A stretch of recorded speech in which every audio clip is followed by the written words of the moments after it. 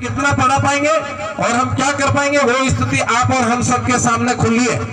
इसलिए बालक अच्छा कैसे बढ़े, अच्छी पढ़ाई कैसे करे। मैं कहता हूँ गांव के 200 घरों की बस्ती है, एक व्यक्ति यदि एक दिन विद्यालय आकर के बैठे तो 200 दिन बाद उस परिवार का नंबर आएगा।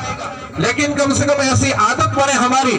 विद्यालयों का भी आज के समय में सिस्टम हो गया है, हर महीने में एक बार बैठक हो, स्कूल में डिस्कशन हो, हम क्या पहुंच पाते हैं नहीं पहुंच पाते हैं वो हमको सोचना चाहिए। इसलिए अच्छा बनाने के लिए हमको अच्छा काम करना पड़ेगा।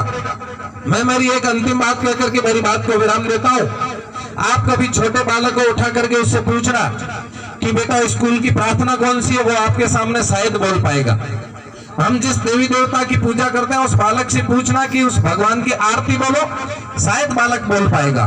क्योंकि अच्छी चीजें बढ़ाने पर भी बहुत मुश्किल से बढ़ती है, लेकिन उसी छोटे से बालक को आप पूछना कि वह व्यक्ति यहाँ से जा रहा है, उसको गाली निकालो।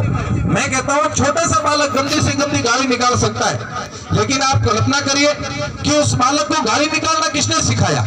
वो बुरी बात है, इसलिए बालक अपने आप सीख गया है। और यदि हम अच्छी बात सिखाने की भी कोशिश करते हैं तो भी बहुत बड़ी मुश्किल से सीखता है। इसलिए अपने इनको खुला नहीं छोड़ना है बच्चों को, इन पर हमारा कंट्रोलिंग पावर होना चाहिए, ये हमारे हाथों में रहना चाहिए। हमारे हाथों से खुले होकर के बालक नहीं रहे तब जाकर के बच्चे आगे बढ़ेंगे। यदि हमने इनको खुला कर दिया तो ये फिर कई प्रकार की बातें सीख जाएंगे और एक बड़े होने की स्थिति पर आएंगे, उस दिन हमारे हाथ से निकल जाएंगे। तो ये हमारा धन है, इस धन को संजो करके रखना ये हम सबका काम है। मित्रों, आज मुझे एक जानकारी मिली और बहुत अच्छा महसूस भी हुआ कि इस गांव के युवक नौजवानों का एक संगठन बना हुआ है, देवासी युवा संगठन।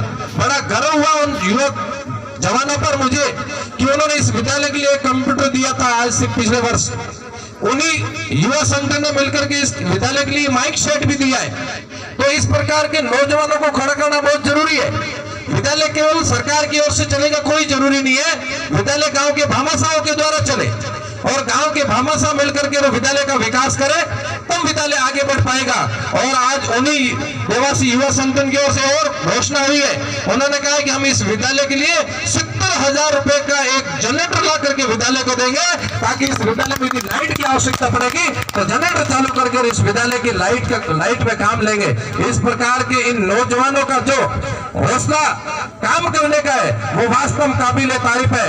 ऐसे नौजवानों को मैं नमन करता हूं जिन्होंने इतनी अच्छी पहल की है कि हमारा विद्यालय गौरव केंद्र बनना चाहिए, हमारा विद्यालय सम्मान का केंद्र बनना चाहिए, हमारा विद्यालय शिक्षा का सबसे अच्छा केंद्र बनना चाहिए। इस प्रकार का भाव लेकर के ये युवा संगठन निकला है, मैं इनकी बहुत बुरी प्रशंसा करता हूं। ऐसे नौजवान और बिरले ही होते हैं, बहुत सारे गांव है, लेकिन इस प्रकार एक टोली बना करके और विद्यालय के विकास में सहयोग करे ऐसे बहुत कम लोग मिलते हैं। इसलिए मैं इस देवासी युवा संगठन का भी आज इस कार्यक्रम में बहुत बहुत आभार व्यक्त करता हूं। भारत माता की।